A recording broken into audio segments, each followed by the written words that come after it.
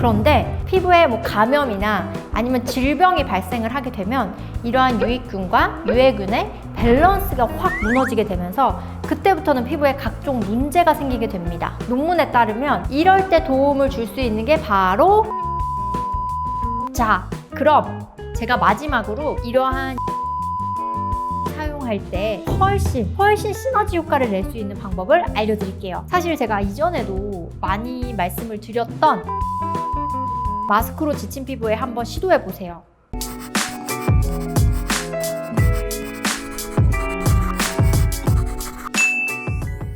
안녕하세요, 수딩이 여러분. 피부과 전문의 오수진입니다. 요즘 마스크 없이는 잠깐도 외출이 어려운 시기죠. 장시간 마스크를 착용하게 되면서 점점 마스크 내부에서 높아지는 온도와 습도, 그리고 이 까슬까슬한 마스크랑 피부에 잦은 접촉이 생기면서 볼이랑 여기 입주위랑 턱에 피부 트러블로 고생하시는 분들이 굉장히 많이 늘어나고 있어요. 여기에 해당되는 분들 많으실 거예요. 따라서 피부 진정이나 아니면 피부 장벽 강화에 더욱더 관심이 높아지는 요즘 제가 도움이 될 만한 정보를 하나 가지고 왔습니다.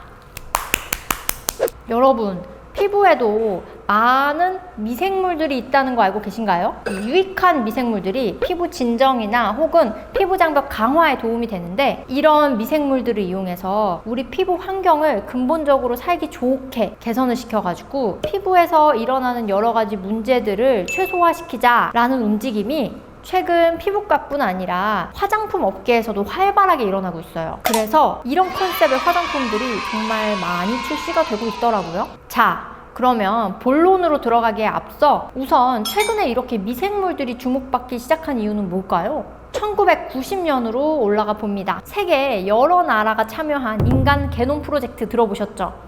이 인간 게놈 프로젝트는 유전자 분석을 통해서 다양한 질병을 치료할 수 있다라는 희망을 안고 시작한 사업이었어요. 하지만 오랜 연구 결과 우리 몸은 유전자만으로는 설명되지 않는 것들이 훨씬 더 많았습니다. 그 과정에서 우리 인체에 존재하는 미생물의 수가 무려 100조개고 이것이 인간의 건강과 질병에 굉장히 큰 영향을 미친다는 사실이 밝혀지게 되었죠. 자, 그럼 피부와 미생물은 무슨 연관이 있을까요? 우리 피부에도 많은 미생물들이 살고 있는데요. 우리 건강한 피부에는 유익한 미생물인 유익균과 유해한 미생물인 유해균들이 서로 균형을 이루면서 다 같이 잘 살고 있어요. 그런데 피부에 감염이나 아니면 질병이 발생을 하게 되면 이러한 유익균과 유해균의 밸런스가 확 무너지게 되면서 그때부터는 피부에 각종 문제가 생기게 됩니다. 논문에 따르면 이럴 때 도움을 줄 수 있는 게 바로 유산균 발효물이에요. 아래 논문에 따르면 이 유산균 발효물을 피부에 발라줌으로써 이러한 유익균과 유해균의 밸런스를 잡는 데 도움이 된다고 합니다. 즉, 근본적인 피부 환경을 개선시켜 줄 수 있는 거죠. 이외에도 이 유산균 발효물을 피부에 바르게 되면 어떤 도움이 될까? 제가 논문을 더 찾아봤는데요. 피부에 유산균 발효물을 발랐을 때 긍정적인 효과에 대한 논문들이 생각보다 많이 있더라고요. 이 논문에서도 피부의 유해균들을 억제시켜주고 피부에 도움이 되는 좋은 대사 물질들을 분비시켜주고 피부의 pH를 감소시켜주고 유해한 외부 물질로부터 피부를 보호해준다, 이런 장벽 기능을 해준다 라고 나와 있네요. 게다가 모든 사람들이 또 다 같은 유익균, 유해균을 가지고 있지 않다는 사실을 알고 계신가요? 연구 결과들을 살펴보면 아토피 피부염 환자분들의 피부에는 건강한 피부 속에 살고 있는 유익균, 유해균 밸런스와는 다르게 염증을 유발하는 유해균들이 더 많이 서식하고 있었습니다. 즉, 건강한 피부와 건강하지 못한 피부에 유익균, 유해균, 미생물의 차이가 있다는 연구 결과들이 속속 나오게 되면서 이를 근본적으로 변화시켜 줄 수 있는 유익균과 유해균의 밸런스를 잡아주는 총괄자인 유산균 성분에 더욱 집중을 하게 되었죠. 따라서 최근 화장품 업계에서도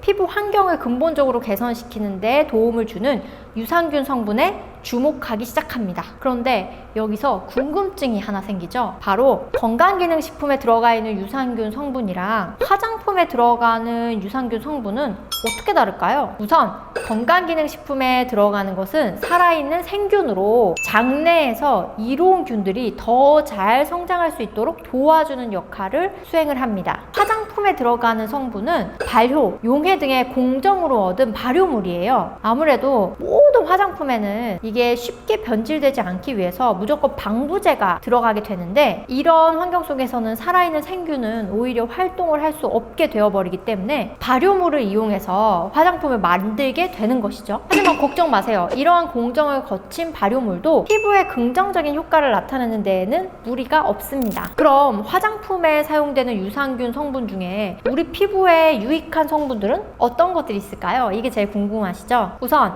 각종 효모 발효물입니다. 효모 발효 추출물이 항산화 효과가 있다는 연구 결과가 나온 바 있는데요. 즉 덜 늙게 해준다는 이야기죠. 그리고 우리 피부의 탄력을 담당하는 콜라겐을 생성하는 섬유 아세포의 활성도도 증가시킨다고 해요. 즉 덜 늙게, 또 피부를 탱탱하게 유지시켜준다는 말이겠죠. 두 번째는 락토바실러스입니다. 많이 들어보셨죠? 아마 화장품에는 락토바실러스 발효 용해물, 락토바실러스 발효물 이렇게 적혀 있을 거예요. 이 락토바실러스가 우리 피부에 전반적인 유익균, 유해균의 분포를 조절한다고 하는데, 이를 통해 여드름과 같은 염증성 병변들도 개선시키는 데 도움을 주고요. 보습 기능도 올려주면서 무너진 피부 장벽을 빠르게 복구하는 데에도 도움을 준다고 합니다. 요즘같이 피부가 민감해질 수밖에 없는 시기에 꼭 필요한 성분이겠죠? 세 번째는 뭘까요? 다소 생소할 수도 있는데요. 비피도박테리움입니다. 화장품에는 비피다 발효 여과물, 비피다 발효 용해물 이렇게 쓰여져 있을 거예요. 이 성분은 피부가 이렇게 민감해진 분들에게 민감도를 감소시켜주고 우리 피부 장벽을 튼튼하게 개선시켜주는데 도움이 된다고 합니다. 보습에도 당연히 좋고요. 자, 마지막은 락토코쿠스인데요. 마찬가지로 화장품에는 락토코쿠스 발효 용해물 이렇게 쓰여져 있을 거예요. 이 성분 또한 항염 효과가 있어서 여드름과 같은 염증 개선에 도움을 줄 수 있다고 알려져 있습니다. 혹시 유산균 성분 화장품을 구매하고 싶으시다면 이러한 발효 용해 성분들이 쏙쏙 들어가 있는지 확인해 보시면 좋을 것 같아요. 오늘은 제가 찾은 논문 내용들을 바탕으로 유산균 발효물이 우리 피부에 미치는 이로움에 대해서 알아보는 시간을 가지게 되었습니다. 피부 장벽 강화에 도움을 주고 보습에 이로운 유산균 성분들이 듬뿍 들어간 화장품들이 시중에 많이 나오고 있어요. 하지만 우리가 기억해야 할 것은 이러한 화장품은 사용 후에 즉각적인 효과를 나타낸다기보다는 꾸준히 사용을 해야 피부 컨디션을 차차 개선시킬 수 있답니다. 마치 우리가 체력을 키우기 위해서 매일매일 운동을 열심히 하는 것처럼 말이죠. 자, 그럼 제가 마지막으로 이러한 유산균 성분 화장품을 사용할 때 훨씬 시너지 효과를 낼 수 있는 방법을 알려드릴게요. 사실 제가 이전에도 많이 말씀을 드렸던 생리식염수 팩입니다. 약국에서 멸균된 생리식염수와 멸균된 꺼즈를 손쉽게 구매할 수 있어요. 방법은 우선 유산균 성분 화장품을 바르고 멸균된 생리식염수에 적신 꺼즈를 위에 올려주세요. 15분, 20분 정도 지난 뒤에 꺼즈를 떼어내고 유산균 성분 화장품을 한 번 더 발라줍니다. 피부에 즉각적인 쿨링 작용뿐만 아니라 물기로 인해서 야들야들해지는 연화 작용을 이용해서 유산균 성분의 흡수를 더욱 잘 도와줘요. 또한 꺼즈로 밀폐를 시켜주기 때문에 흡수가 더욱 잘 되고요. 하지만 15분, 20분 이상 하시게 되면 이 방부제와 같은 유해한 성분들까지 함께 침투할 수 있기 때문에 15분, 20분 정도까지만 하시고 떼어주시는 것을 추천드립니다. 마스크로 지친 피부에 한번 시도해보세요. 요즘처럼 피부 자극을 많이 받는 시기에 우리 수딩이 여러분들이 조금이라도 도움이 되셨길 바라며 그럼 안녕!